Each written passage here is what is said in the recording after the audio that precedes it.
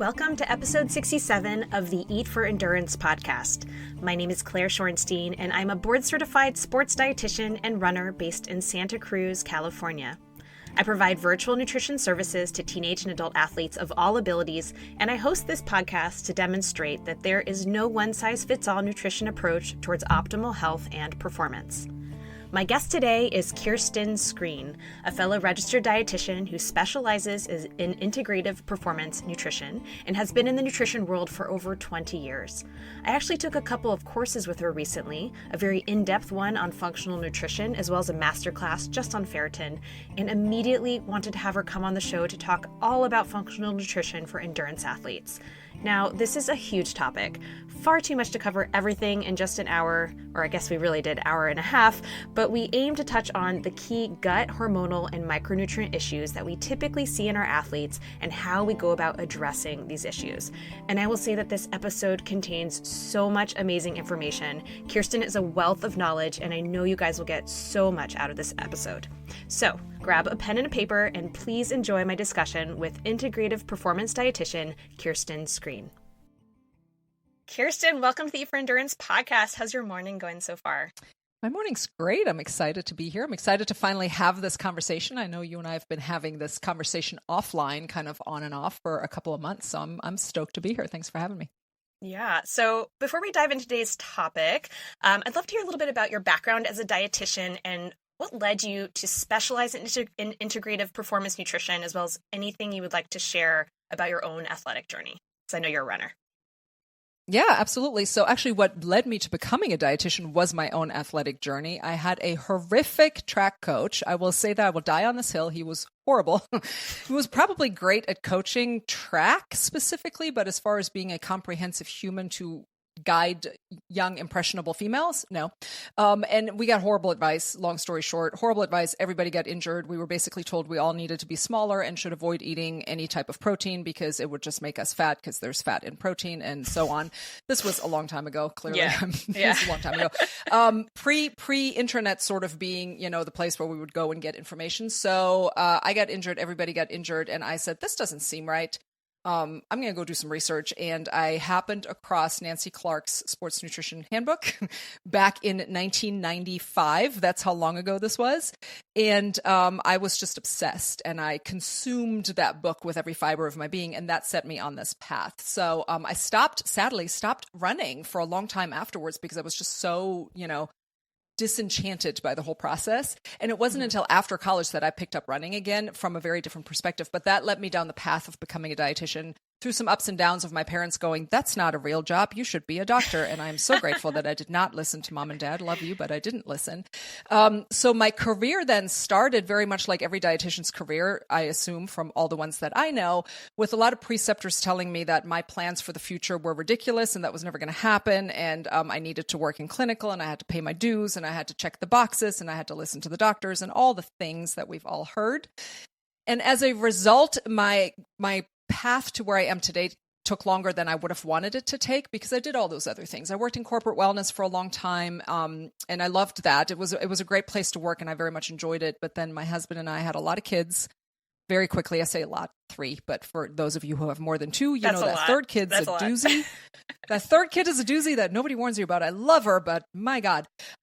Anyway, so we had a bunch of kids. My husband traveled a lot for work, so I took some time off, and I saw people sort of on the side when I had time for nutrition coaching. But that sports performance nutrition was always in the back of my brain. This was always the thing that got me to where I was. And this was always, the driver for everything. So fast forward through building some businesses with my husband and doing a lot of other things, probably 2017-ish, I would say the urge became too much to ignore. And I stepped back into, this is where my passion lies. This is what I went to school for forever. I'm going to tap back into this.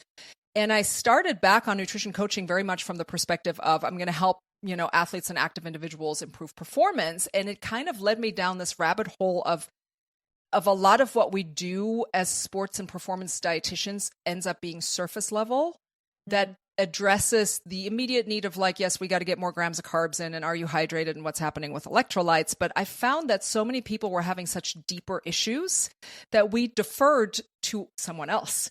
And then those issues usually ended up with, well, take this pill for that. And like, this is just how it is now. Or, well, you're approaching your 40s. Welcome to life. It sucks now. Right? Like, these were just the answers that people were getting. And I wasn't satisfied with those answers. But the true trigger that, and I've never probably talked about this in this detail, but the true trigger that caused me to then combine this with integrative nutrition was actually my own child. My oldest would not gain weight when she was young at all. She gained, for those of you who have kids, she gained a pound between her first and second birthday. This is not normal. Yeah. And again, I'm a dietitian, right? So we went through all the specialists. We went to 12 doctors, 12. And every single one of them told us we were being neurotic first-time parents. And I looked at my child and I looked at standard growth charts and I looked at common sense and I said, this is not normal. This child is starving. I'm watching her. I'm feeding her plenty. She's starving. Long story. It turned out she has a metabolic condition where she does not produce digestive enzymes. You're supposed to produce a certain level. She produces less than a quarter of what is required for basic human sustenance, let alone optimal. And the way I found it was through the integrative nutrition path. After every single physician told us nothing is wrong with her. And then I found it. And then I brought my results to the physicians because, again, as dietitians, we cannot prescribe, nor can we diagnose, and we cannot actually solve the issues that we find when medication is required. So I went back to said specialists, showed them the results, was told, well, we don't believe your test. We're going to do our own. Came back with their own test and said, oh, she has this thing that you told us 2 weeks ago she had. The point is, it literally saved my kid's life. It took until she was almost 10 before I found this path through a lot of my own research. And thankfully, she's still here. But we had a rough road on the way. And she is thriving since. And it gave me that extra layer of, this is the depth of care that we are not able to provide to our athletes and our active clients when they're struggling with all of these things and they're simply being written off as, well, you're 40, it's normal, you're tired and exhausted and feel like your body has given up on you. It's not. And here I am. So that was probably a longer answer than you wanted. No, I love it. I love it. That's the path. That's what led me here. Yeah. I mean, that's partly why you're so passionate about what you do. You know, it has a really personal, that was a personal path. And then, of course, you bring that to your client work. And that's why you're so passionate and good at what you do, right? No, that's awesome. Let's get in the details now. Actually, let's start first. Let's back up a second, because maybe when we say functional or integrative nutrition, people may not know exactly what that means. Mm-hmm. So can you just start by defining functional or integrative nutrition, how it may differ from other nutrition approaches? I know you alluded to that a little bit, but just in case anyone is unsure. Absolutely. And I'm going to try not to give a, clinical definition here, but basically the way I always think of it is that a lot of the things that we do in traditional healthcare, including nutrition, and I have so much respect for all disciplines because they are all necessary and the target is always to work collectively. But what we unfortunately fall victim to so many times due to the nature of how things are set up and the restrictions we have on time and availability and whatnot, we end up playing whack-a-mole a lot, where everything becomes here's one symptom, let's squash it. But then 7 others pop up. So let's go over here and squash those. And then 14 others pop up and so forth. The way I think of functional and integrative nutrition is that we're looking at the whole person. We're looking at what is the root cause? What is the imbalance? What is the thing that is causing your body to have all these outward things happen? Because they aren't ever isolated, right? And this was the issue. Like if I have someone coming to me who's like, well, my hair is falling out in clumps. And also I'm really tired. And also I can't seem to get rid of the stress fracture that keeps just coming back and coming back and coming back. They'll be sent to the stress fracture to an orthopedic guy. They'll be sent to a dermatologist for the hair thing. They'll be sent over here. And nobody's looking at the big picture.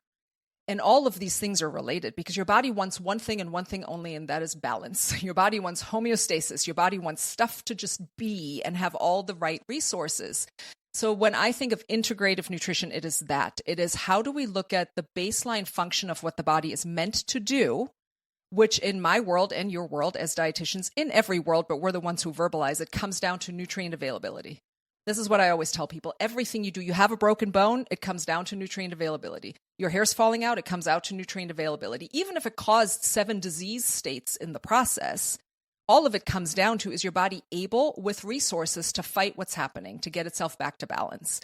My perfect example is always, if you are in a horrible car crash and you need a trauma surgeon, you want to see the trauma surgeon, not the dietitian, obviously. Go see the trauma surgeon, have them fix everything.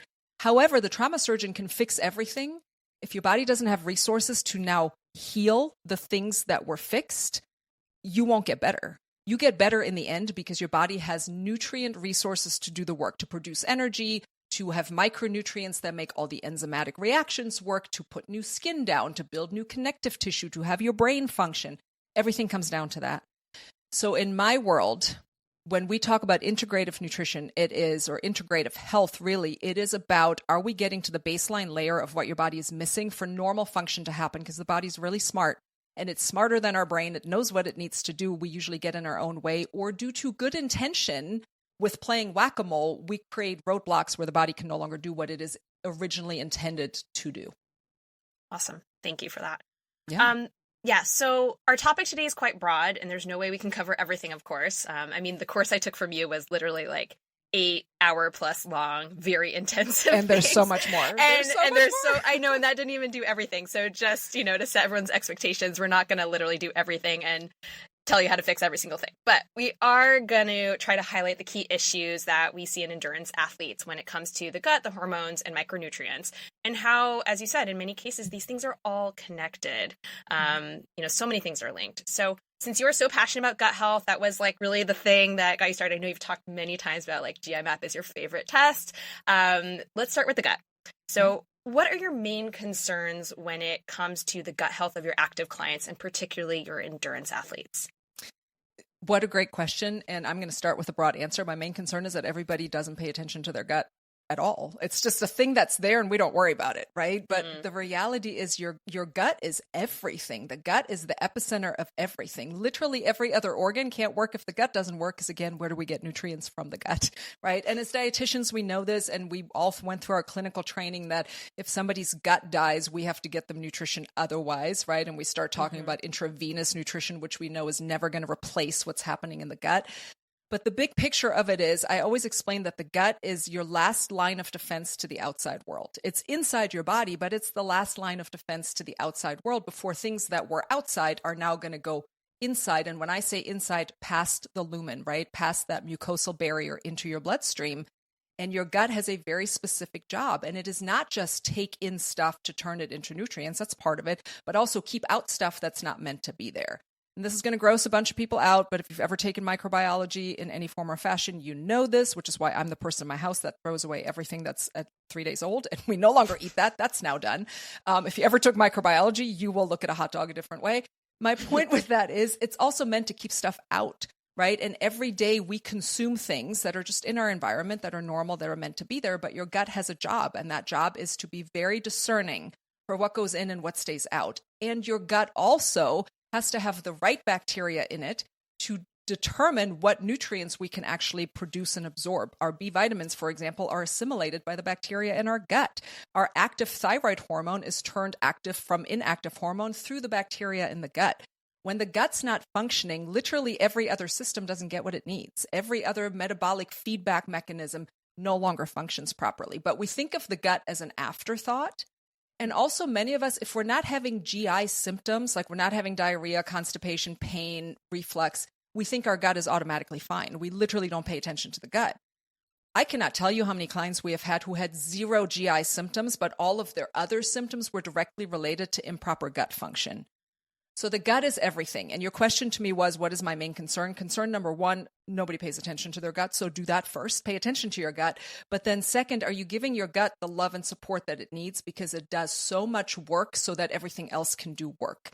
Like when we have people talking about, especially with endurance runners, usually their main concern with the gut is like runner's trots, right? No matter what I eat, I got to go and whatever. And yes, there are, of course, food manipulations that we can put in place of like, is it too much fiber the days before? Is it poor hydration you can't absorb? Is it the wrong type of carbohydrate overloaded with this particular one and let's add a different one? We can do all of that. But those are all still Band-Aids if there's something else going on. What is happening with your gut from a functional perspective? Gut integrity, your ability to digest, your ability to assimilate nutrients, focus there first. So those are my main concerns because that determines everything else. Yeah, no, absolutely. And I'm a perfect example of that because as I was telling you offline, I did the GI map test. I always like to try everything on myself. And I don't have particularly I wouldn't say I'm like symptomatic or anything. And but I do have some nutrient deficiencies that I've been kind of struggling with. And I did have maybe not significant, but notable findings on my own tests that would require treatment. So I'm really curious to kind of go through this whole process and see how it affects all these other things down the line. But I'm definitely kind of a good example. And since we're bringing up the GI map test, since this is the big thing that you do to kind of find things, can you just explain what that test is and what you're normally looking for when you order this test for your athletes? So the GI map test, the way I explain it, is very similar to when we see commercials for like the Cologuard test, right? The Cologuard test is a test that is an alternative to a colonoscopy. It's less invasive, obviously, sort of a screening tool. It's literally a test that gets sent to your house. You poop in a container. You put a bunch of that poop into a different container and you ship it via FedEx and it ends up at the lab. What we're looking for in this test is multiple things. A, we're looking for what is present and what should be there versus what shouldn't. And then we're looking at what is it doing? What is the effect on your intestinal health, right? So it does have some markers, just like the Cologuard, that would check for things like your calprotectin, which is the main intestinal inflammatory marker that a gastroenterologist would look for to have like a heads up of, there might be something sinister going on. We're looking for those kind of concrete things, but we're also looking for things which is and very is the wrong word, but is a fairly new part of research, which a lot of people are still like, well, what do we know about it? It's the gut microbiome.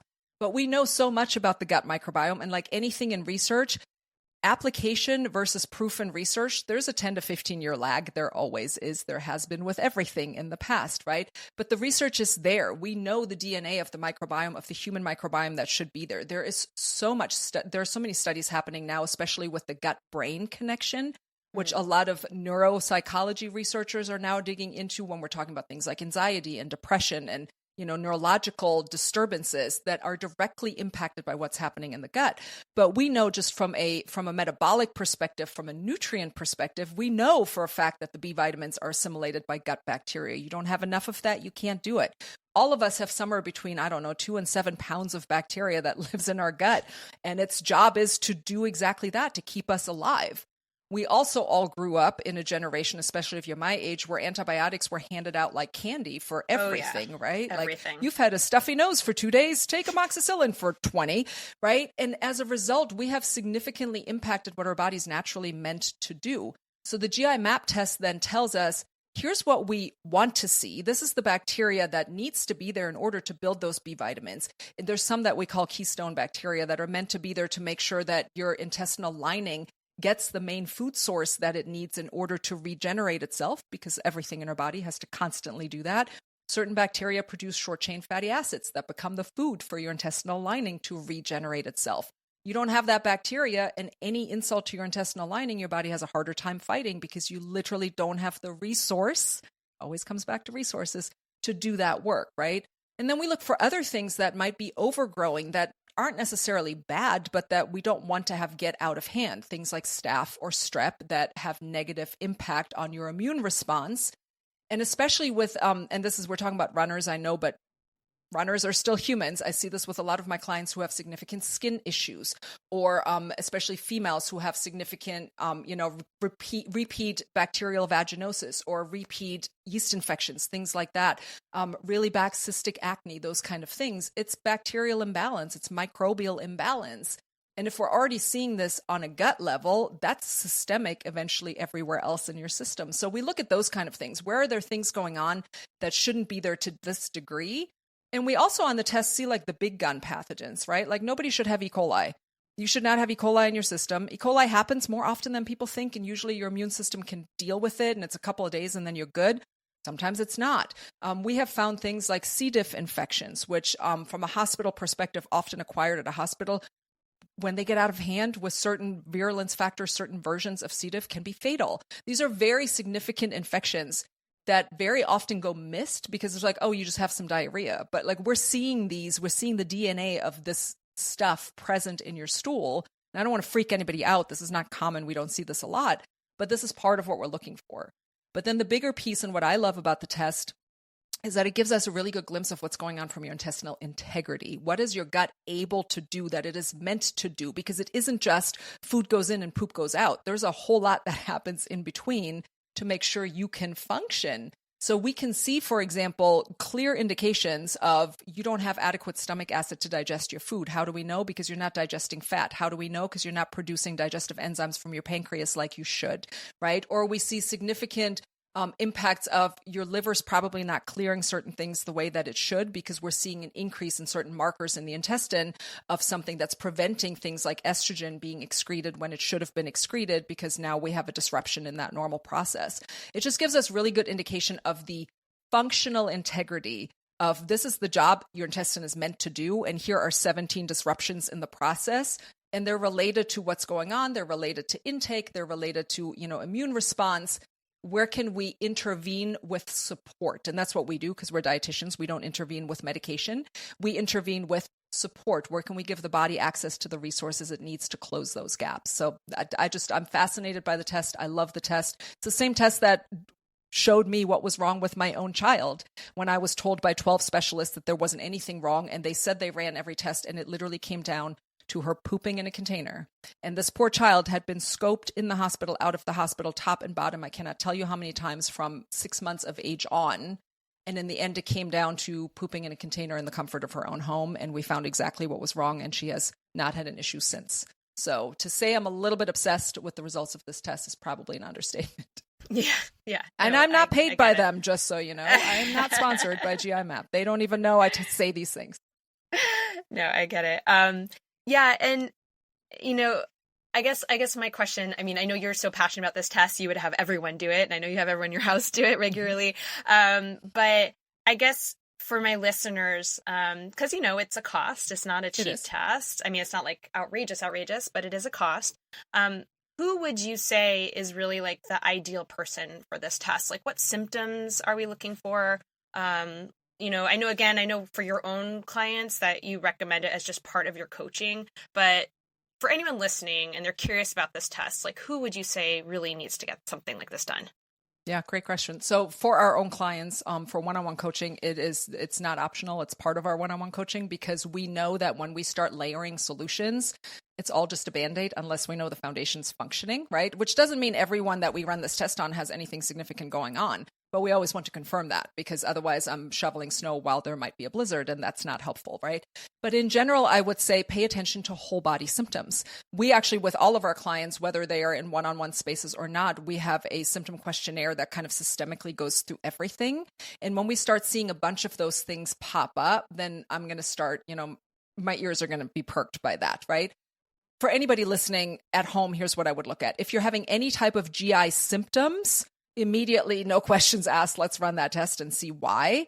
But even if you're not having GI symptoms, if you have skin symptoms that never go away, if you suddenly feel like you have sensitivities to food, and I know you and I could have an entire podcast on that, because food sensitivities aren't actually a thing. It's usually gut related. There are food allergies and there are food intolerances, but food sensitivities aren't really a thing.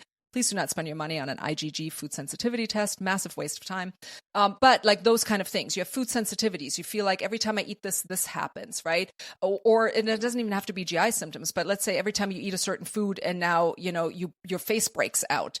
We need to figure out why, because the food is not going to make your face break out. Something in how your body's receiving that food through its entry point, your gut, your last line of defense, isn't functioning. Things like that, right? If somebody has unexplained weight gain, weight loss, I want to look at that. Like my own child who had these issues, right? I look at big time symptoms, and then we take that in correlation with what we know about the person's life and what's currently happening and what are the outputs. I would say anybody who has a history of any kind of restrictive intake, who has a history of massive antibiotic use. And when I say restrictive intake, that can be intentional or otherwise. We know a lot of endurance athletes, unfortunately, inadvertently have restricted intake even when they think they're eating adequately. Most endurance athletes are not. Most endurance athletes are missing the mark significantly. We all know that. Specifically, anybody who has a history of low carbohydrate intake, I can guarantee, I will bet money, I will put money on the line that your gut microbiome is not where it needs to be, because you have essentially starved it because it functions on carbohydrates. Anyone who has excessive need for resources, in my opinion, should have the GI map at some point. So whether symptoms or not, look at your lifestyle and then couple that with symptoms. And are you a person who would be prone to not having what they need in their gut function? And again, if you are in your 30s and 40s and you grew up in the antibiotic generation, Yes is the short answer, right? Right. All of us, right? Yeah. Yes. And then on top of that, like I personally wasn't breastfed. It's a bone I still pick with my mother. But if you weren't breastfed, if your mother couldn't, mine could. Let me just clarify that. She could. She chose not to. It was the 70s. It is what it is. Late 70s, just from an age perspective. I was only in the 70s for 6 months. Anyway, if you were not breastfed, you are less likely to have adequate microbiome because a lot of that is passed that way. If you were not born through a vaginal birth, you are less likely to have adequate microbiome. All of those kind of things make me go, okay, let's couple that with how you're feeling and what you're doing, and we may want to run a test. Yeah, no, absolutely. And again, kind of going back to myself, like I did the clinical consult with GI Map when I was reading my own results, and they were like, "Oh, it's on you." I'm like, "Yes," and they were, and they're like, "So basically, like your gut is mostly fine, but it needs a little love." And I'm like, "Well, that's not surprising. Yeah, I basically popped antibiotics like candy growing up because my parents are doctors, and they were like, here, take this with pretty much everything." And I'm an endurance athlete, and I have a history of restriction, and like it's like all the things, you know. So it's not that surprising. The other thing I will say is, and this is something I struggle with being a dietitian even, is like things like rushing when you're eating, not chewing enough. Like we don't really think enough about like just actually, like people say, oh, slow down, be mindful about eating. But it's also just the actual mechanical process of digestion that not enough of us sit down and do. And I keep thinking about this at every meal, being like, oh, I have to slow down. Because one of my issues is my elastase was a little low, and I have some H. pylori present. So, and you know, in the clinical consult, she's like, yeah, just pay attention to like, you know, your digestion, meaning like just slow down and chew more and all that stuff. I keep trying to do it, and I'm like, this is actually hard. Like I have 2 little kids. I'm trying to rush. I'm trying to get to my clients. Like it's actually, like practically speaking, you know, these things aren't always easy, but they are important. And so it just goes to show how common these issues are, you know, because we're all rushing, right? Right. And like you're a dietitian, like, you know, intellectually how digestion works. We all had to take those classes, right? But like, who sits down and goes, wait, I must stimulate the vagus nerve before I try to get food in my system because I need the rest and digest system to actually produce digestive enzymes and to produce saliva and have my stomach triggered to receive food so that I can pump out bile, so that I can activate the pancreas, so that nobody thinks that way, right? We're all just, I am hungry, shove food down the hatch. So we have to override that. Like we're already dealing with that obstacle. And then on top of that, if we don't even have the resources in place, it's a double whammy. And then even this is what I say often, America as a whole, in my opinion, is overfed and undernourished, right? There's a lot of resource availability from a total energy intake perspective, but we don't slow down to eat. We don't pay attention to how our body's absorbing it. We don't pay attention to, are we meeting all the different types of needs? And as a result now, we end up with a lot of symptoms that are directly related to resource unavailability. Is that a word? Unavailability. We end up with not having enough resources. Let me say that plainly. We end up not having enough resources because of mechanics, because of circumstance, because of being rushed, because of poor intestinal integrity, because of a history of antibiotics and blah, blah, blah. The list goes on. It's vital because it's our literal survival, and our, not just survival, because the body's really smart, but the body's also very forgiving. It can usually keep us holding on. But I always think of quality of life, right? I'm in my mid-40s. I have no issue saying this. I'm going to be 44 years old next month. And I feel better today than I did in my mid-20s. And I have 3 children. We live a very busy life. I have 2 teenagers. I have a preteen. Like there are 47 sports done in this house. I don't know how that's possible because there's only 3 children. But, you know, I work out every morning. I get up really early. I am not tired. I am not worn out. I have more energy than I did 20 years ago. So this whole quality of life, this narrative of as we age, it gets worse. No, it doesn't. My grandmother's 96 years old. She can run circles around most people I know. Do you know what I mean? Like it doesn't have to go that way. We have just been told that it has to go that way because we have done zero effort in prioritizing how our body actually functions. Right back to why I work with functional and integrative nutrition, because we can literally change how our life runs. Yeah, absolutely. And I just want to also, I'm using myself as an example in part because I'm a dietitian. I'm trained in all this stuff. Like I'm a sports dietitian. I know a lot of the things I want to do. And I also have these problems, like, you know, so I also am struggling with some micronutrient stuff I have my whole life. And, you know, even though I know the foods to do, so I'm still learning, you know, I'm still like, I got all of the training, but I'm still learning so much about my own body and about how to treat others. And, you know, I also struggle with slowing down and doing all these things that you're supposed to do. So I want to send the message that, these things are not necessarily easy. And as I think I've heard you say, like, you don't know what you don't know, like, right. So I didn't know many things about, things I'm learning. And I'm really interested in the whole functional nutrition space for so many reasons.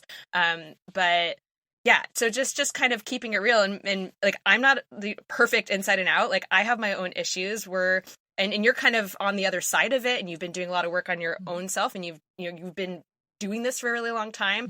But just for anyone out there that, maybe is struggling, like, I'm right with you, like, I'm working on it too. So just trying to, make sure everyone understands, like, we're not saying like there's anything wrong with you if you don't know this stuff, or, that it should be this easy fix. Like, it isn't. It's a lot of work, Yeah, and I'm glad you brought that up. I'm absolutely not saying that. Most people don't know that any of these things are things they should be paying attention to. Exactly. Because it's like, if you've never been there and you haven't struggled with these things and no one has found the solution for you, you don't know this exists. Again, I'm a dietitian and my child was starving to death, right? And I was digging for answers. The reason that we are where we are is because I spent a decade digging for answers that I wasn't getting elsewhere. But it isn't easy. And we deal with this with our clients all the time. Sometimes there's lifestyle change that has to happen. Sometimes it feels really overwhelming in the moment, and we have to kind of hold on to the fact that we're going through a journey and coming out the other side simplified. I'm a person who's a firm believer in, if it's not simple, I'm not going to do this forever. And the beauty of it is, when we get the body to do what it's meant to do, thinking about food is a non-issue, right? It becomes like, I want my clients to always leave our space having zero brain space taken up by how do I feel myself. It should be the most natural, most simple thing that we ever do, like sleeping and pooping and breathing. These are things we are programmed to do. We have just made them weird over a long period of time because we have too much weird information coming in and too many demands and too much stuff. And in the end, if we can just get back to having the body work the way it's meant to work, we don't have to devote a lot of bandwidth and mental energy to how to feed ourselves. It's as simple as breathing. We just have to get back to that. And that journey is not always simple. So I'm glad you brought that up.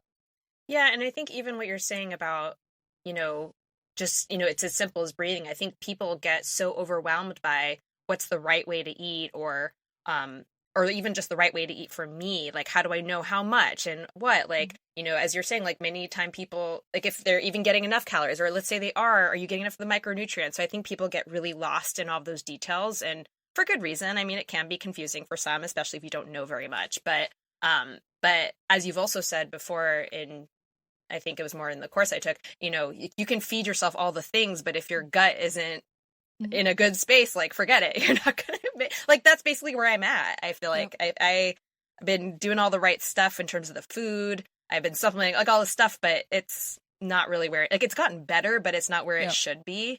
It's just a lot of Band-Aids. So it's always my bucket analogy, right? Like, the gut is your bucket, and you're trying to fill this bucket with water. But if the bucket has 17 holes, it doesn't matter how much water you put in the top. We're just constantly fighting an uphill battle. The prime example with endurance runners is always ferritin, right? Like, I can't keep my ferritin up, but it's like, iron's usually not the issue. The issue is usually much higher up the micronutrient food chain. And we keep throwing more iron in, but if your body can't move iron, putting more iron in will not make it move more. The analogy I've given lately that seems to stick with people is, like, imagine people are leaving a concert and you need Ubers, but there's, like, not enough Ubers, but there's too many people trying to leave the concert, but everybody's stuck. But the solution is, let's put more people out. No, that's not the solution. We need more Ubers is what the problem is. Bring us a taxi service, bring us some Lyft people, bring us somebody else. And that's, like, we end up doing these things where, when we don't know what we don't know, we're trying our hardest and we're putting the right foods in. But if the foods are just more people coming out of the concert, but we don't have the cars to move the people, or, my bucket analogy, it's more water going in, but we still have holes in the bucket, we're never going to fix it. So we need to get back to, where do we do less effort, but more efficient? Yeah, absolutely. And this is a good segue into treatment protocols, which, of course, are too complex and individualized to get into here, but maybe you can give an example of how a common finding on the GI map test can generally be treated in the context of some common symptoms and lifestyle behaviors. Sure. So I always say that what we do in nutrition, again, because we're not physicians, so you will not find us prescribing medication. We can't, first of all, but second, that's kind of not in line with what we do. We toggle 3 switches, I always explain. We toggle nutrition, lifestyle, and when we need to, supplementation. And here's the big caveat I always give to supplementation. Supplementation in our world is temporary and for a very specific purpose. My big overarching personal belief on supplements is that if you have to be on something permanently, we haven't fixed the problem because your body's really good at what it needs to do. Now, there are exceptions to every rule. Let me state that, especially in nutrition, it is the science of exception. If you are a person who has a higher need, like you're an ultra endurance runner, there's some things that are just going to be really hard to do without supplementation. If you choose to be vegan, we're going to have to supplement B12 because there's just simply not a food source that doesn't come from an animal that's going to give you enough, because humans are biologically designed to be omnivores. Now, that doesn't mean you can't be a vegan. We can totally support that. But that's an instance where lifetime supplementation is just going to be part of the shtick, and that is fine.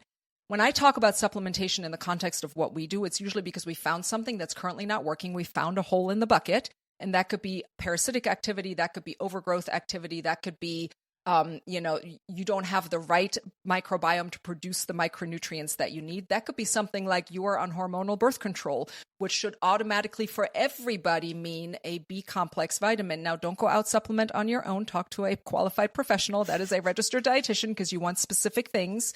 Also, don't take individual B vitamins. Please don't. Talk to a dietitian. The point is, certain things are going to be holes in the bucket that we have to strategically address. So from a supplementation perspective, and I know you and I were talking about this right before we started recording, sometimes it seems really overwhelming and sometimes it feels like a lot. We get very specific with our clients from a protocol perspective of like, here's what we found, here's where you're at, here's where we're trying to go, this is the path. And we let them know very clearly, this is what we're onboarding, this is how long we anticipate it's going to be in place, here's why we're doing it, this is what we're doing simultaneously from a food perspective, from a lifestyle perspective, and then this is how we're going to get you back off those supplements. I think of supplements sort of as like, imagine speaking of trauma surgeon, imagine you have a massive laceration and we're putting staples in place while your body can heal. The supplements are the staples. The staples eventually get removed. They're in there for a purpose, because your body's trying to repair something for which it doesn't have enough resources for basic homeostasis. Like, you're never going to catch up if we don't temporarily put a Band-Aid in place, or in this case, staples. Let me stick to one analogy. So we put that staple analogy in place for a short period of time.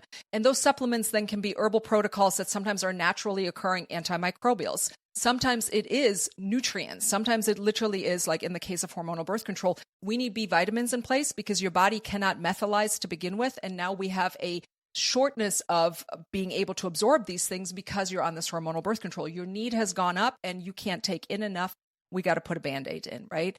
All of us who were on hormonal birth control forever because we were children of the 90s were never told any of this, myself included, right?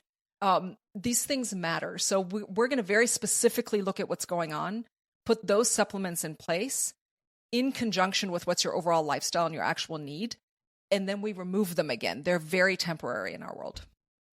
Yeah. And as we were saying offline, I was looking at all these supplement protocols I learned about in your course, and I was just like, number one, what are these things? And of course, it's an added expense. And it's like, oh my God, there's so many. And so it's just very foreign to me, this whole world of these supplements I've never heard of, and recommending them to clients and everything. So I'm still learning. And as I told you, like, I'm going to try everything on myself. And so like, I mean, just to give you a sense of, again, or the listeners, a sense of like my results, like I had kind of not like raging H. pylori, but kind of like a lowish, but treat at the level you would treat H. pylori, which is a bacteria that is growing in the absence of there being enough stomach acid, and we don't want it there, and it can interfere with things. But that alone requires, let's see, 1, 2, 3 different supplements, right? And you're taking multiple pills and this whole thing. And then I had some, I had a keystone bacteria that was high. I had one that was low. I had overgrowth of staph and strep, which you mentioned. Those are high. That requires an additional thing. My lactase was low, and my anti-gliadin was kind of elevated, not high enough that I would get a comprehensive celiac panel, although celiac runs in my family.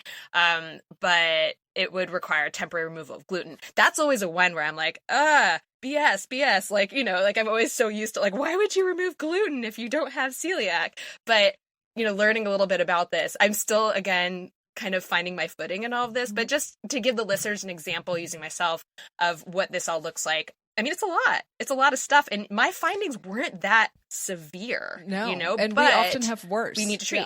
Yeah, of course. So I just wanted to kind of give an example of that. But Just to wrap up the gut health. Can I make a note on that real quick on that example? Like everything that obviously in the course, not everybody has everything. And even in your case where that is actually very low findings. Yes. We're so specific on how we introduce stuff where I wouldn't give you all those things all at once. I would stagger some of those things and be like, let's do this, deal with that. Then let's double this on top. And we kind of go layers, right? Here's what I want people to remember. Medical intervention is amazing because it's very potent, right? Because it's a lot of input all at once. The side effect of that is it's like dropping a nuclear bomb sometimes on the body, right? Like H. pylori is my favorite example. You can treat H. pylori with antibiotics. It is a 2 to 3 different type of antibiotic course done very aggressively over 10 to 14 days. You think you're pooping a lot before, you're going to be pooping a lot. But the problem is it's the nuclear bomb. You're putting everything in and you're killing everything. It is very non-discriminatory. You're killing good bacteria. You're killing everything. And then we're starting out from a very low state of everything. The whole point when we do it herbally is that it isn't a nuclear bomb, thankfully, which means the effect is much lessened, which then means we have to do it longer, which then means we have to take multiple pills. So yeah, it definitely is a protocol that requires some commitment. And we definitely have people who are like, oh my God, I'm over this. I don't want to do this anymore. But I always take them back to how many years have you felt this way? How many years have you struggled with keeping iron status up? Or how many years have you struggled with, I never can produce enough energy because your B vitamins are all in the toilet, right? Like how many years have we struggled with that? And then it's a temporary 60 to 90 days. Can we suck it up and get through this so that afterwards your body's back to function? But it's a solid point. Yeah, absolutely. Are there any other key takeaways that you want to convey to the athlete community regarding gut health that we haven't kind of covered? I think we covered a lot, but just in case you want to say anything else, here's your chance. Well, I think this is part of another topic that you wanted to address, so we may or may not be leading down that road. But I think the big thing that the sort of the last thing I want to take up with that is that so much of what happens elsewhere in your body from a hormonal perspective is directly affected by what happens in your gut. I mentioned earlier, the gut-brain axis, the gut hormone axis functions the same. And a lot of that messaging comes from the gut. Your immune response, a huge portion of your immune response runs along the entire inside of your gut. So when we have all of these things where we have shortages of resources or we have, the last line of defense to the outside world, it's going to affect everything elsewhere. So if there's constant immune flare-ups, if there's autoimmune conditions going on, you should be changing your diet if you have an autoimmune condition, by the way, because it is mediated by the gut. All of the gut affects everything. So my point is then from an endurance athlete perspective, if we're having hormonal symptoms, if we're having fatigue symptoms, any kind of sleep disturbance, those kind of things, if we're having, PMS symptoms, if we're having fertility issues, if we're having all of those things, thyroid issues, it all connects back to the gut. So for me in our world, obviously we deal with a lot of hormonal things as well. We will never just deal with hormonal support unless we have also looked at what the gut is doing, because it is sort of the first thing that feeds into that. So that would be the last thing I'd want to say from a gut perspective. The gut is important is what I'm getting at for all things.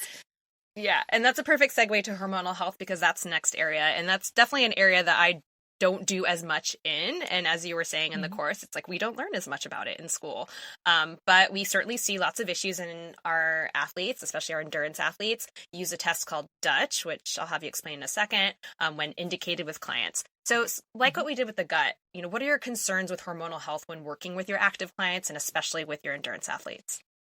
Yeah. Well, obviously hormonal health, your hormones are your signalers, your messengers, right? The signals throughout the body that tell your body sort of what's going on and what to do about it. And we know with endurance athletes, there are several hormones at play.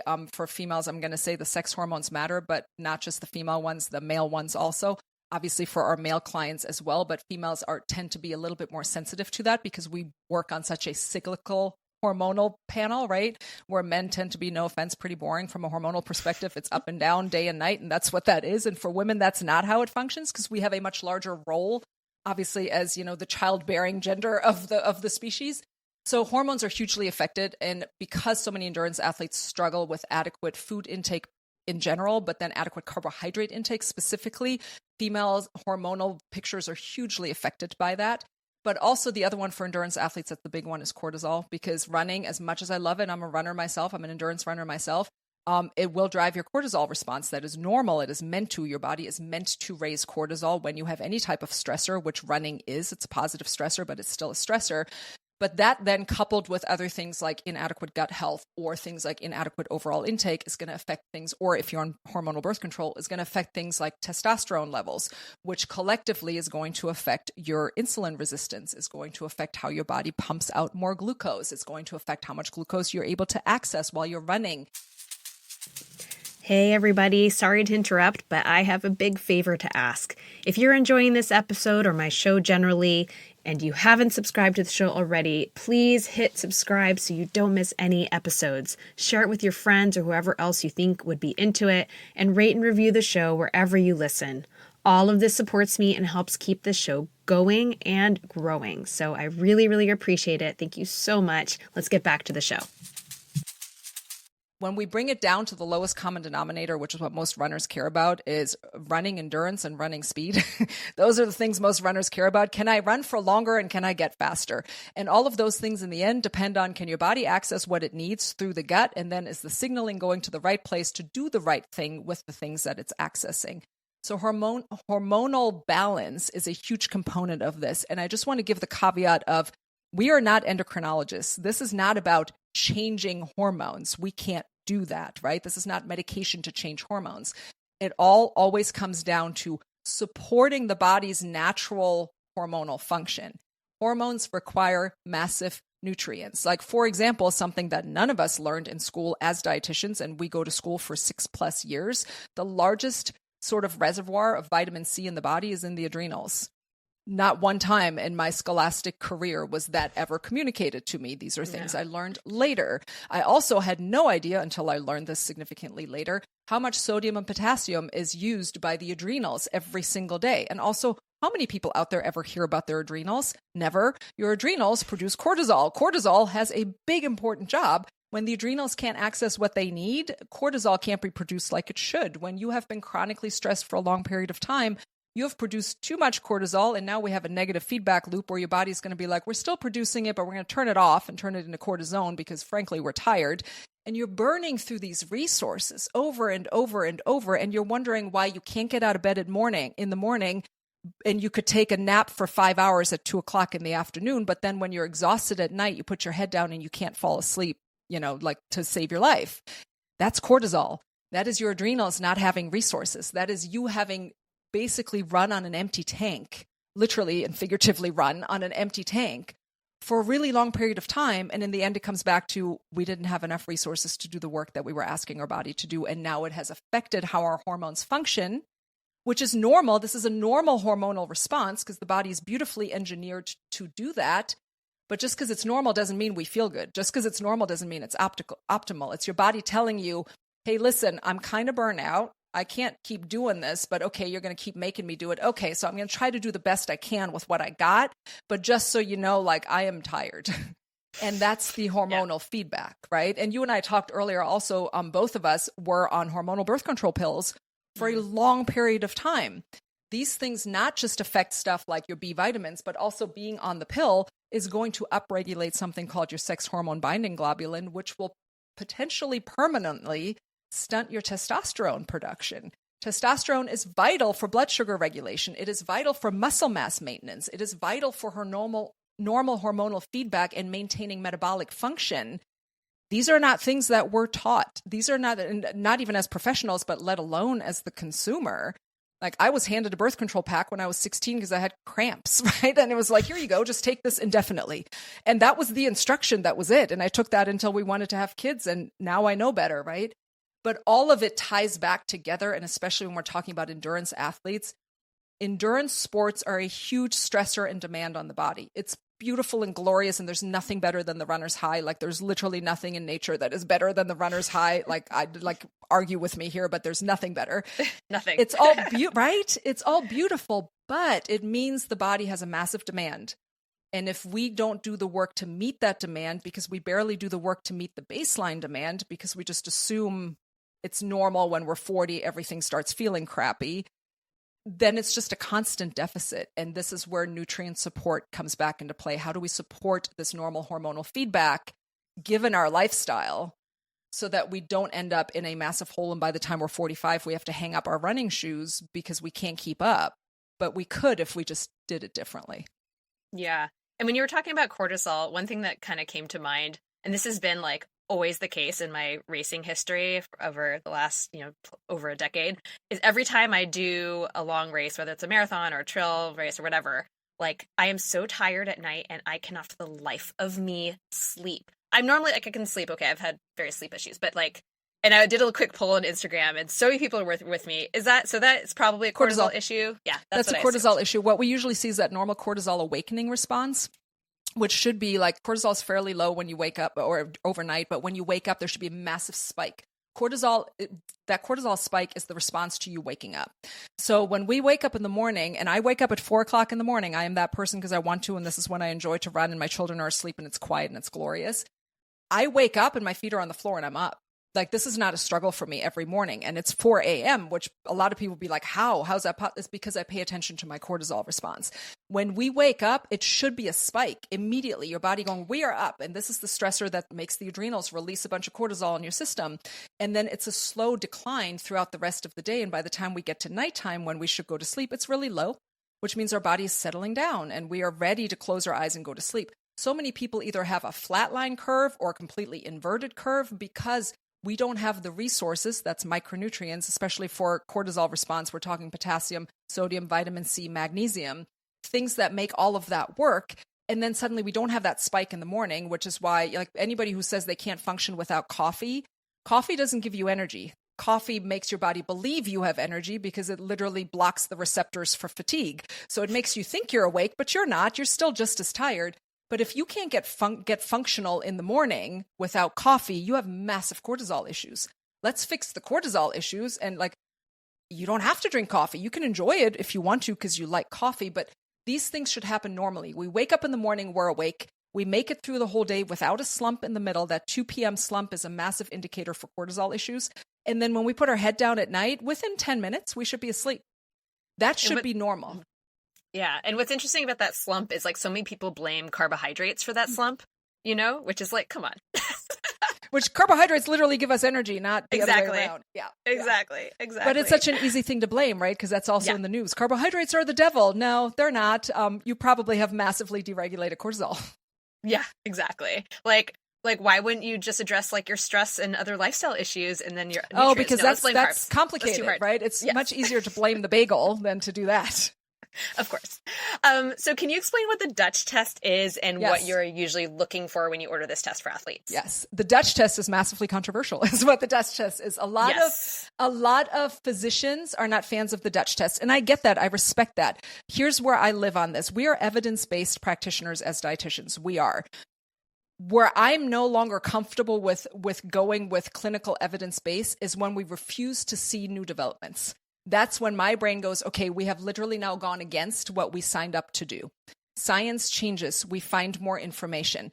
Perfect example. I had this conversation with one of my dietitians on my team this morning. We just got a Dutch test back for somebody. The Dutch test, and I need to look up the acronym, but it stands for dried urine tissue hormone something. I don't know. The acronym is Dutch. It has nothing to do with the Netherlands. Beautiful country. My dad's from there. It's nothing to do with that, but that's what it stands for. So it's essentially a test where we spit in a bunch of tubes throughout a day, and then we pee on a bunch of pieces of paper throughout the day. And we do it for females specifically in a specific day of the cycle so that we're catching it a certain amount of days post-ovulation because the female hormone cycle specifically fluctuates throughout the month, right? So we can't take a point-in-time hormone and just willy-nilly compare that to things because the hormone's constantly changing, which is my first issue with when you go to your OBGYN and they're like, let's check your estrogen. And they're taking a point-in-time blood measure that literally tells us absolutely nothing because where are we on the grand scheme of the up and down and whatever.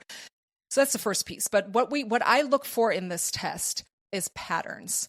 Everything, we don't take anything as like, this is the isolated value. This is what I was saying at the very beginning. We don't play whack-a-mole in my world.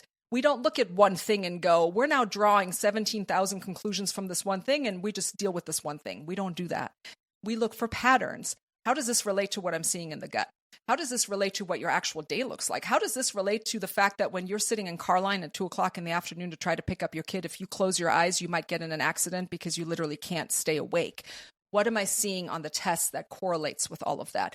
So I look for patterns of, for example, what's your normal estrogen production compared to your progesterone production? And it gives us ranges of where we should fall pre and post menopausally. If I have somebody who has massive estrogen driven symptoms, PMS type symptoms, for example, a client comes to mind that I had probably about a year ago who literally had to take medication every month in order to stop the hemorrhage from her own cycle.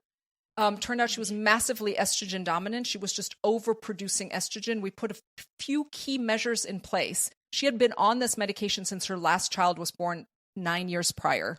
So every month she had to take this medication because she had ended up in the hospital twice due to massive hemorrhaging from her own period. And she didn't want an ablation because we don't want to just mechanically stop the body from doing, why is it not working, right? So we put some things in place, some nutrient support. We put some herbal things in place to give her body the resources it needed. And she hasn't had an issue since because it was simply an imbalance with how much estrogen was being produced because the signaling was wonky. Example, this morning, we had a client that I just went over this Dutch test with one of my dietitians. And this client is getting testosterone pellets from her physician because this client was low energy and the physician was saying, we're having some blood sugar regulation issues and whatever. Well, so we got the Dutch test back and the client's having horrible symptoms at this point. Her testosterone is through the roof beyond what we want for normal testosterone for a female because she's getting pellets. I cannot tell you how many times we see this. And the issue really was when you dig deeper, and this is what we see on the Dutch test, her adrenals aren't functioning. Testosterone comes from DHEA, which is a hormone that is produced in the adrenals. When the adrenals don't have the nutrients they need, and they are massively nutrient dependent, vitamin C, potassium, sodium, and to a degree magnesium, as everything in the body is, when the adrenals can't do their job and produce the precursor of testosterone, us putting more testosterone into the system doesn't fix the problem. Because the problem wasn't testosterone. The problem was we don't have the raw material to produce testosterone. So we go back to where does the body need support? So while there's a lot of physicians who will argue with the Dutch test, and while the research is not as mature, 100% I agree on that, is not as mature as research that we have on, normal serum sex hormones, simply because it hasn't been studied nearly as long. That to me does not negate the real life application that I see every single day with my clients where it's like, we have this science, let's combine that with your current circumstance and let's see if doing nutrient support strategically for the gaps that we're observing doesn't help you. And it does every single time. That is my stance on the Dutch test. Yeah. And maybe since we're on this topic, I was going to address this later kind of on the testing as a whole, but maybe since we're on it already, like the resistance from physicians or kind of the dismissiveness or, hey, that's not a valid test or that's BS, like urine and saliva hormonal testing is BS, all of that. So it's literally just the lack of evidence behind it. Like have you encountered any instances where physicians are on board, or is it always just this kind of gray area and you assume they're not going to kind of accept anything? We've encountered plenty of physicians who are on board. They are usually under the age of 40. They are. It's usually newer physicians who are a lot more open about the fact that nutrient support is not their scope. It just isn't. And you just mentioned you have two parents who are physicians, and you could probably ask them how much time. Late 70s. Yeah. How much time did they spend in medical school learning about nutrients, right? It's clock hours. It's 2 or 3 clock hours in 8+ years of education, where you and I both know how many clock hours you and I spend memorizing every metabolic pathway of every micronutrient in the body. So we do encounter physicians who are absolutely open-minded and are like, this is literally not my scope. This is amazing. Can we do this together and support the patient? We've also had many who just simply dismiss it, but here's what I always say. We have found through this testing, and again, we cannot diagnose, so we always send back to physician for the ultimate diagnosis. We have found undiagnosed celiac in somebody who was in her late 50s, who had struggled her entire life, was never diagnosed. The test was never run. She was negated. I found exocrine pancreatic insufficiency in my own child when I had 12 experts telling me it didn't exist until I showed them my test. They confirmed with their test and said, oh, your child has exocrine pancreatic insufficiency. Thanks. I know, right? So the resistance, I think, comes from not malicious intent, but I think sometimes it is lack of education in this specific subject, because literally dietitians exist to be experts in this. This is my own personal hill that I'm going to die on, but in every other profession, physical therapy and the like, the people that study to the degree that we do, they get the title of doctor of doctor of physical therapy. I'm a firm believer that dietitians should instead be doctors of human nutrition, because that is what we do. We went to school specifically for this, to be the sole and only expert on this. So then that portion of treatment needs to be deferred to us. That is my personal stance, and that's what we need to do. But when we do encounter physicians who are completely against it, we simply work around it, because the problem is by the time people come to us, they have exhausted the other things. They have been told by their physician, you're fine, stop over-exaggerating. And we know, and this is research, that women are much more likely to be dismissed by their physician. We know that women of color are the most likely to be dismissed by their physician. We know that pain tolerance in women is expected to be higher than that in men, that men will get pain relief much sooner than women would be offered pain relief for higher pain levels even. So we know for a fact that there is, unfortunately, healthcare bias towards certain things, and we're simply dismissed. So when that happens, these people eventually find us. And then they go, my doctor tells me I'm fine, but I still feel this, and this. And then we go, let's go play detective. And then we do. And then we simply work around. We are so grateful when we have physicians who are open-minded and are like, holy cow, this is amazing. Can we work together? Absolutely. 100%. Door always open. Please come on in, right? Like, so happy to show you what we found. Would love for you to show me what you found. Let's work together, because our goal is to support the client in the end. But when we just absolutely hit a roadblock, I always leave it up to the client. Do you want to investigate and figure out what's going on? Because you came to us. And 11 out of 10 times, the answer is yes, please, can we? And when they all get relief afterwards, they don't care that the doctor told them 2 weeks ago this isn't a real thing, because it's like, look, here's the thing. Like, we literally found it, and here's the real thing. And guess what? We fixed these two things, and now you feel better than you have in 20 years. We're going to go with that, because that in the end is what we want. Do you feel better? Is your body functioning better? Are the symptoms gone? Are you improving quality of life? Check, check, check, check. I am good. I am happy in that space. Yeah. And I think, as I was kind of saying offline, from my perspective, as you said, we are we function in the evidence-based space. And so this, which is like a little newer, sometimes feels a little strange to kind of be, recommending these tests that aren't necessarily backed by evidence. But as you also said, well, at a certain point, we go with what works. And as someone who's been very experienced and has had great results with clients, like, I understand that. So, I'm very intrigued by the whole thing, and I'm definitely going to be dabbling around in that. But yeah, so thank you for sharing that. Last comment I want to make on that. Nutrition is such a changing science, right? Like, we know that, because even from when I went to school, I became a dietitian in 2004. This is how old I am, 2004. So I started my undergrad in 1997. Between then and now, do you know how many things that I was taught in 1997 that are no longer even applicable, that we literally do the opposite of now? Yes. Because the research shows us more than we knew before. And we accept that when it's under the realm of clinical nutrition. When we put it under the category of functional nutrition, we dismiss it. Why? It is still just change in research. And just because it's recent research does not negate it. If recent research continues to confirm this, and this, then this is fact. And that's how we should work in all science. The science is continuously changing. And that goes for any other profession. I'm sure orthopedic surgeons today do not use the same methodology that orthopedic surgeons used 20 years ago. For example, I know there are certain, aluminum rods that are no longer used because they found, other example, my dad had a hole in his heart, and they used an umbrella procedure 20 years ago to fix that hole. That is now absolutely shunned because they found that wasn't ideal. Oopsie, shouldn't have done that. Well, my dad has it now, and here we are. But like, we evolve, right? We get new research, we evolve. And sometimes that just takes a minute because funding, and who's going to put funding into research on adrenal function magnesium, right? Like, who's putting funding into this? Nobody. So when there's no funding, the research is going to take a minute. But if I know that it works and I've seen it and the science is right in front of me, we're going to go with that because the client feels better in the end. Yeah, awesome. Thank you.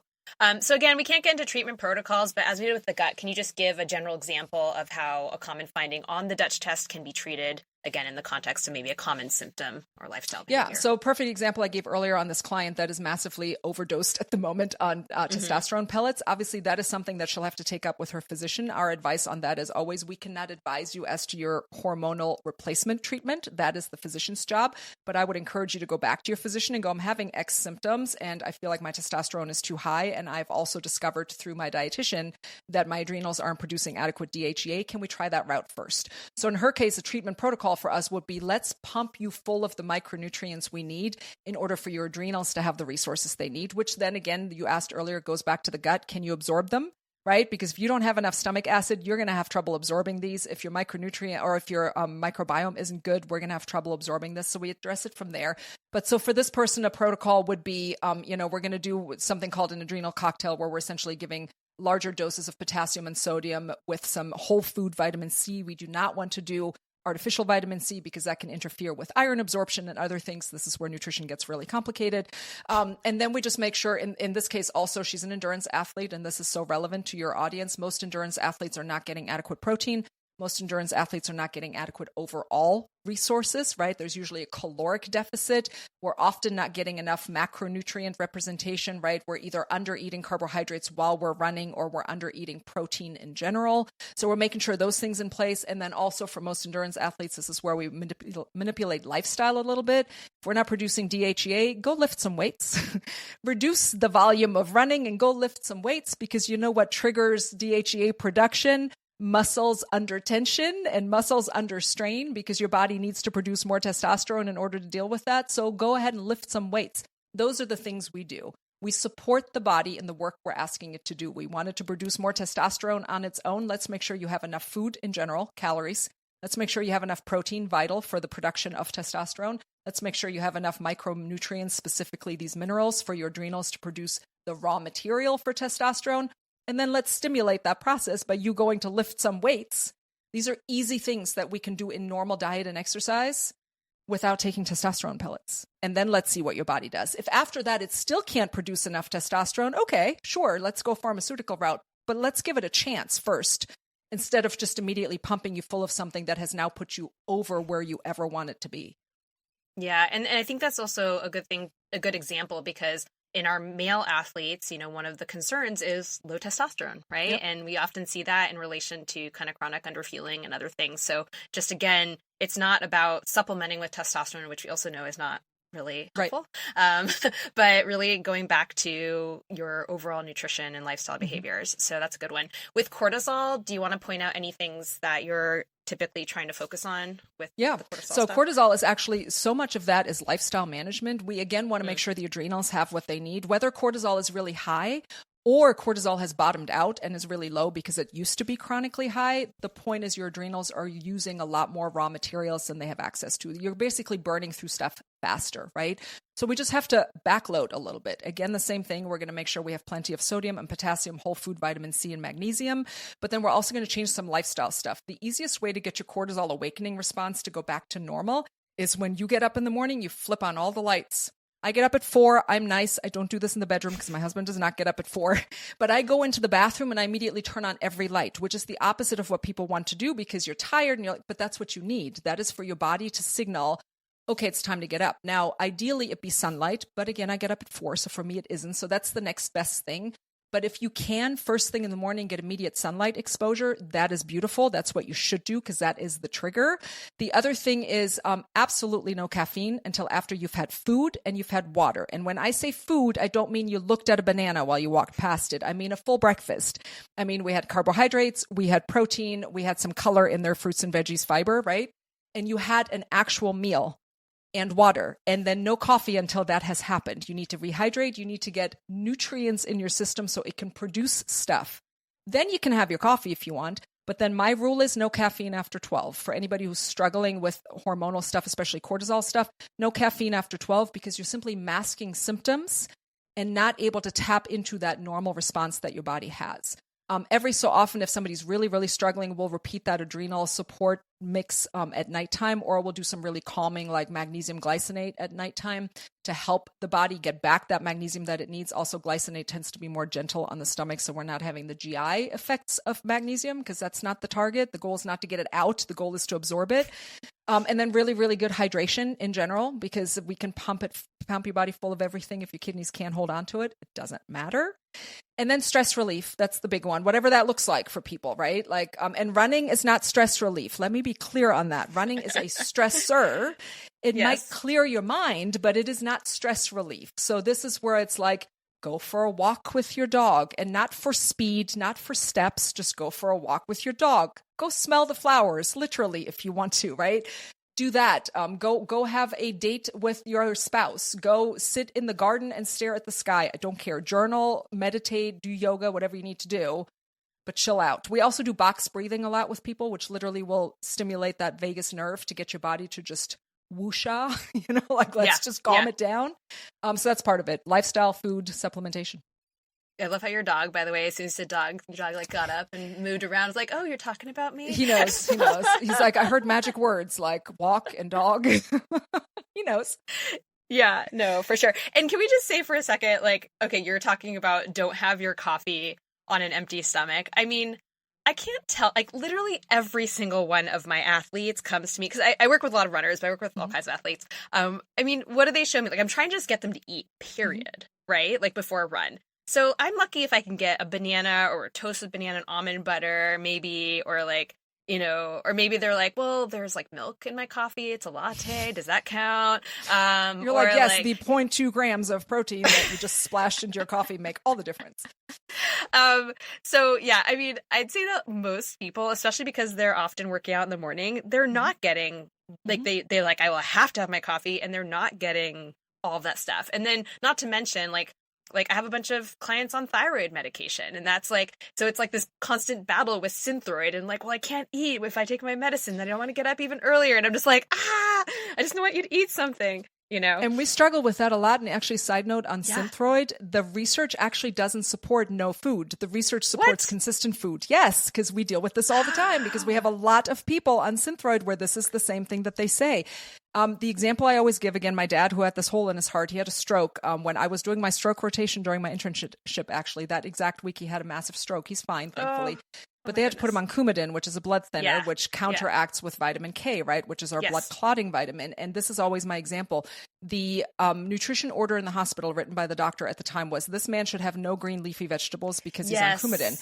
That is not accurate. We must balance the two things, right? We don't remove vitamin K from the diet, we balance. But from a physician perspective, it is always easier to give absolutes.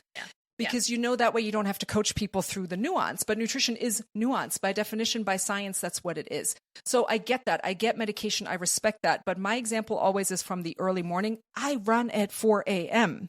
So no one can tell me that I don't understand, because I literally do this. I don't drink coffee ever. And when I do get a Starbucks, because I love my Starbucks, it's decaf.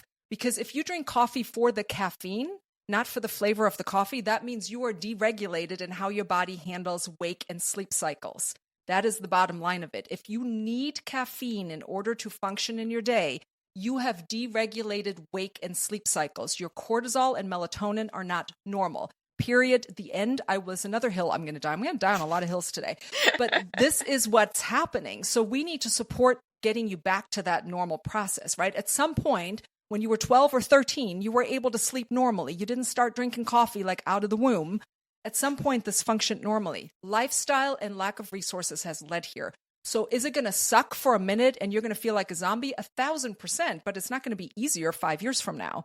So fix it now. The solution then for the morning runner, this is what I do. I shove down a bunch of Cliff Blocks, because that's what I love in the morning, before I go run. And then right after my run, I have a comprehensive breakfast.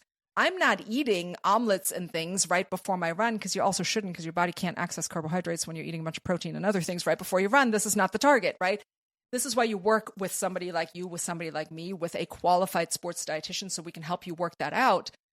But if coffee is the thing that's making you function in your day, you have massive issues with hormones. So you can't say, I can't do that. It's no, you have gotten to a point where you think you need coffee because you have not addressed the issues. Address the issues. You can still have your coffee, just have it later if you just enjoy coffee. Yeah, I think a lot of people have coffee too because they want to poop, right? They want to poop. Which again tells me something is not normal in intake, because here are the three things you need to poop. You need fiber, you need hydration, and you need movement. When all of those are in place, actually I'm going to add a fourth. You need adequate microbiome. When we have clients who cannot poop, this is another one of my least favorite diagnoses, IBS, right? A diagnosis of exclusion. IBS is, we don't know what's wrong with you, but we got to label it. So we're going to put it in this bucket. This is the bucket. The bucket is you have an irritable bowel. What does that mean? Like you have a moody pancreas. Like, what does that even mean? These are not things, right?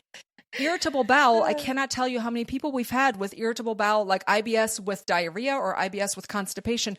When we fix the gut microbiome and digestive capacity, and we make sure there's enough fiber, there's good hydration with electrolytes, and we have daily movement, these people poop 1 to 3 times a day, normal shaped, normal consistency poop. These things are all, I don't want to use the word excuses, but these are things that we are made to believe are things we can't change. We are made to believe these are just things that like sucks for me. I drew the short end of the stick. This is what happened. Can we first get back to supporting the body? And I'm not saying we can solve all problems all the time. Absolutely not. I don't have the ego to say that. That's not what I'm here to say. What I am here to say is the body knows what to do. And unless we support its function, we don't ever know if it's functionally truly not capable, or if we've simply like hidden a bunch of things behind, well, I have to have coffee in order to poop. You should be pooping on your own 1 to 3 times a day. That is normal. I don't care that it's never been normal for you. That is normal. And that is possible unless you have a disease to where that is not possible. But if coffee makes you go, that means your body's perfectly capable. You just haven't given it the things that it needs in order to do it on its own. Yeah. Thank you for that. Because I mean, I'm sure you see this too, but like with my athletes, like they'll literally just have coffee, nothing else, and go for a run. I'm like, no. And I can guarantee your cortisol is screaming at you right now, and you're digging the hole deeper and deeper and deeper with every single time you do that. Absolutely. All right. I know I've kept you a long time, but I just want to briefly touch on micronutrients. Yeah. If you have a few minutes for that. Ferritin, which is the storage form of iron, that's always the big one that people talk about with athletes, but there are so many other micronutrients that we need to pay attention to, and so many of them work together, which often is the thing that people do not understand. So based on the courses I've taken from you, I'd say magnesium has to be one of your favorite micronutrients. So let's start there. Why is magnesium so important? And why, and this is the big part of the question for me, why do you think people don't get enough in the diet? Because you always hear people say like 60% of people don't get enough in the diet. Yeah. Why? Why is that? So for one, magnesium is important because it literally does everything. Like every reaction, we used to say when I was in school, it was 300 plus reactions. It's now like 700, 1,000, like whatever the number is. Magnesium is needed in everything. Magnesium is also, I think, second highest, and I'd have to look this up, so don't quote me, but I think it's second highest concentration of mineral in the body, right? We need magnesium for everything. We also burn through it at much higher rates when we are very active, when we are very stressed, when the body is ill, when the body is pregnant, when the body is doing everything other than we're just existing on the couch, we burn through it higher.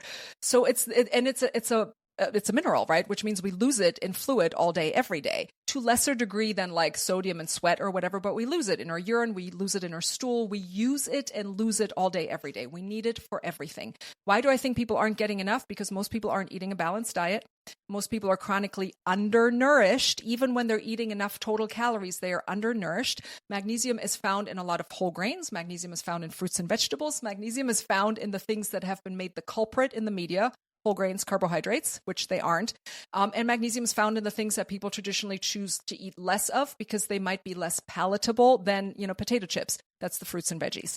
So that's one piece of the puzzle. We are deficient because we're not consuming enough. Second piece is we overfarm. The soil's not as nutrient rich as it used to be. So we're just simply not going to see as much in the food sources.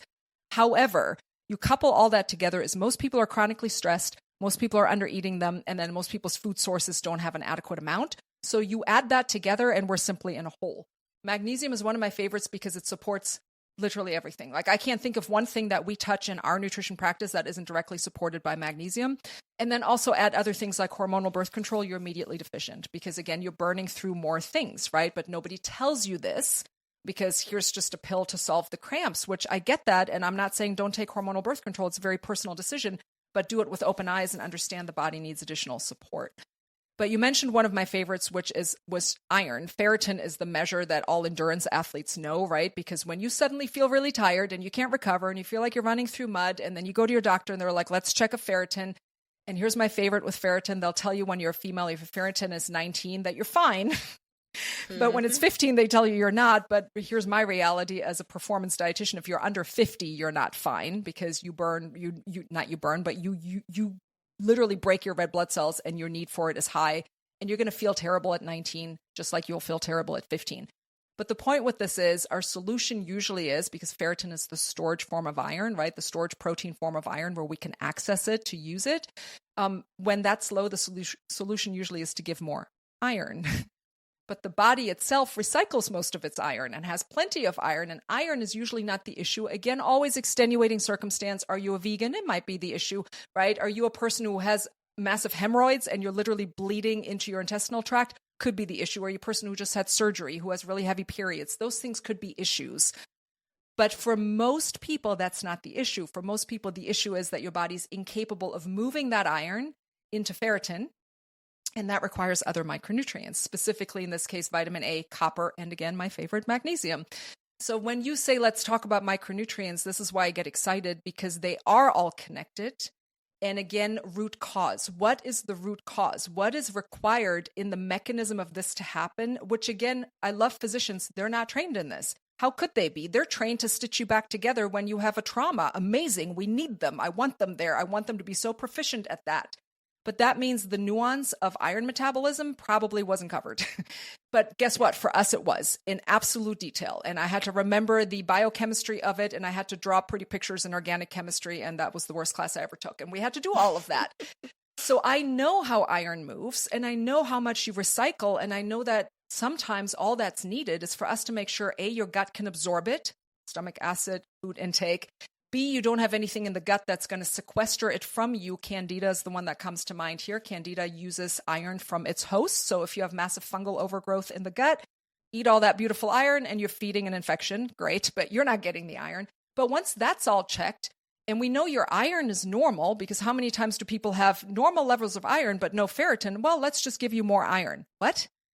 But we just said we have normal levels. We can't access it. That's not the problem. Again, the concert goers in the Uber, right? So then what I love about it is that we get to play detective and go, where else is the missing link in this chain? And it's probably minerals and micronutrients. It's probably vitamins and minerals. And let's make sure we backfill temporarily what we need to, or permanently, if again, like you're an ultra marathon or whatever, you probably should be taking magnesium glycinate permanently. And this is with the one supplement where I would tell everyone, go ahead and just do it and don't even ask anybody. Like, I feel comfortable here. Magnesium glycinate nighttime before you ask me 150 milligrams as your cap. Anything more, talk to a dietitian, because I know you're going to get that question later. But this is what I love, because we get to look at big picture and fill the gaps and go backwards on that cascade of what has to happen first. Okay, we got to take it into our body. What has to happen second? The body has to function. What has to happen third? Signaling has to be there. Do you see what I'm saying? And we just tie that all together. And we get to look at this beautiful package of the whole person of gut, hormones, nutrients, lifestyle, desired output. Like, you want to go run 100-miler? I freaking love that for you. I think you're crazy, but I love it for you. Let me support you in it, but let's make sure your body can handle it. Yeah, no, absolutely. And I'm thinking also, like, with the ferritin, like I was talking with someone yesterday, and it's a postmenopausal woman with a ferritin of 11. She is not an athlete. And I'm just like, what? And of course, what's the advice? Take some iron. Well, no, not necessarily. Let's see what's going on. My favorite is when they just keep getting iron infusions, and every 6 months the physician's just like, well, just do another iron infusion. I'm like, are we not at all worried about the fact that you can't hold on to literal iron being put into your body? There's a problem. You have a hole in your bucket. Let's find the hole in the bucket. Yes. It's not normal to require iron infusions. And for anyone listening, especially females, if your ferritin is anywhere under 30, I don't care that the lab will tell you this is normal. Lab tests function on a bell curve. They look at all the numbers of all the people that come in and have their labs drawn. And spoiler alert, most people who have their labs drawn don't feel great.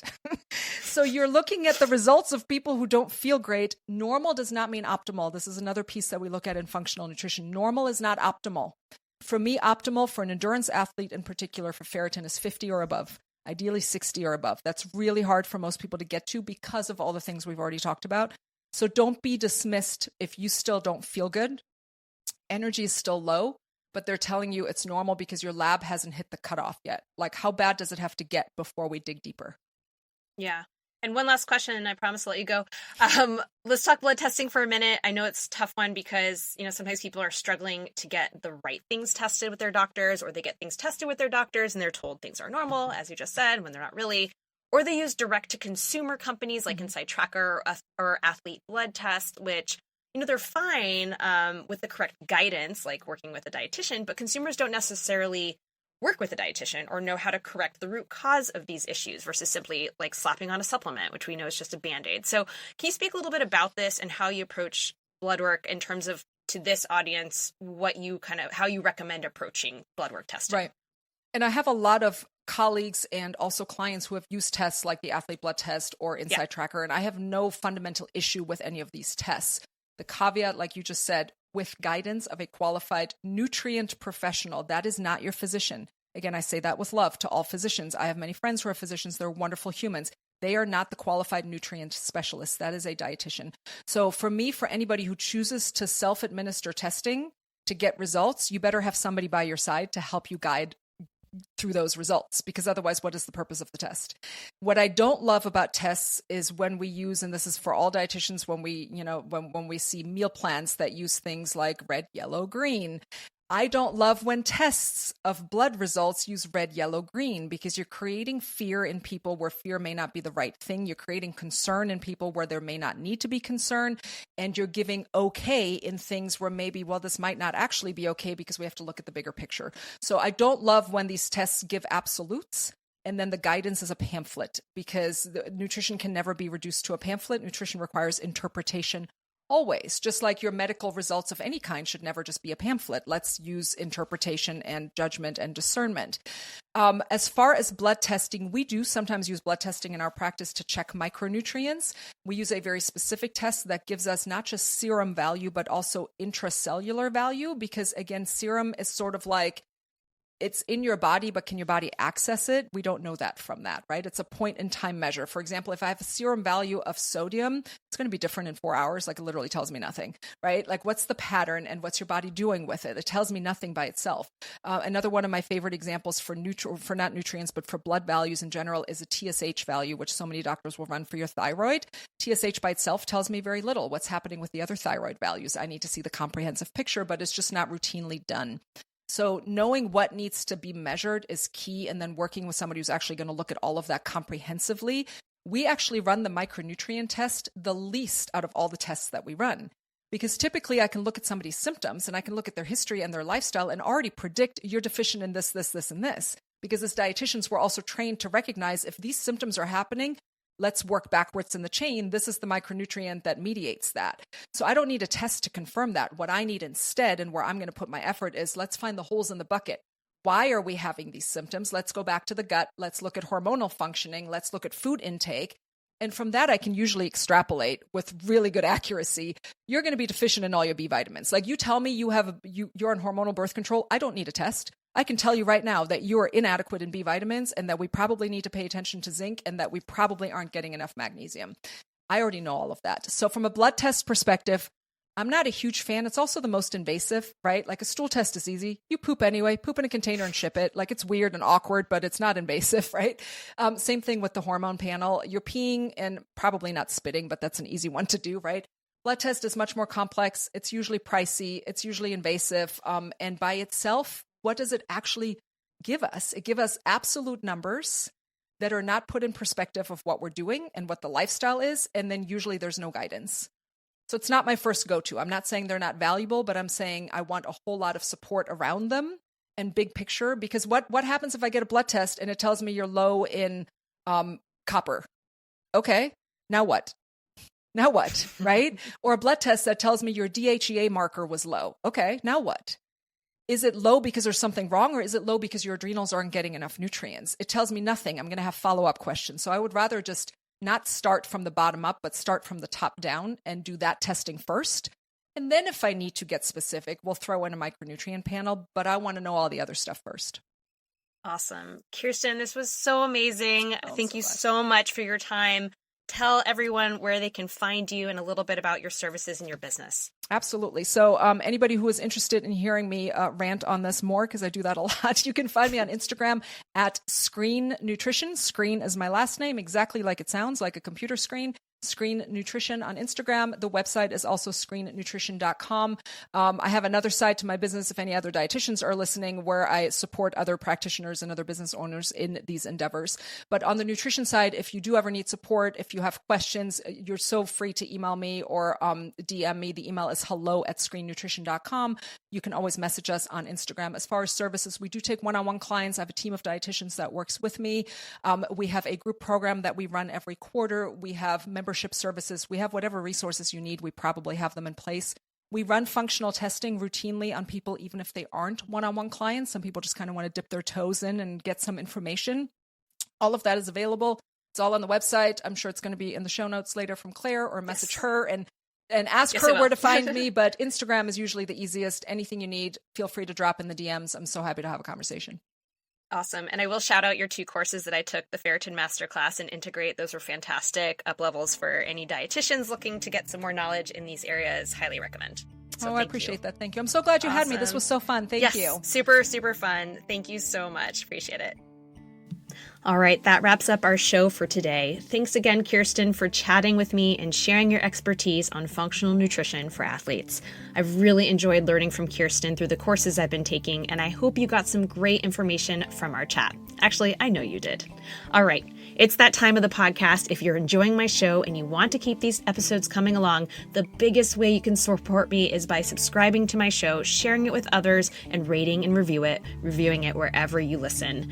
And of course, you can always reach out to me. You can DM me on Instagram, Eat for Endurance. You can send me an email, eatforendurance@gmail.com, or my new email, which eventually I'll be transitioning over to, Claire@eatforendurance.com. Thank you so much. I really appreciate it. See you all next time.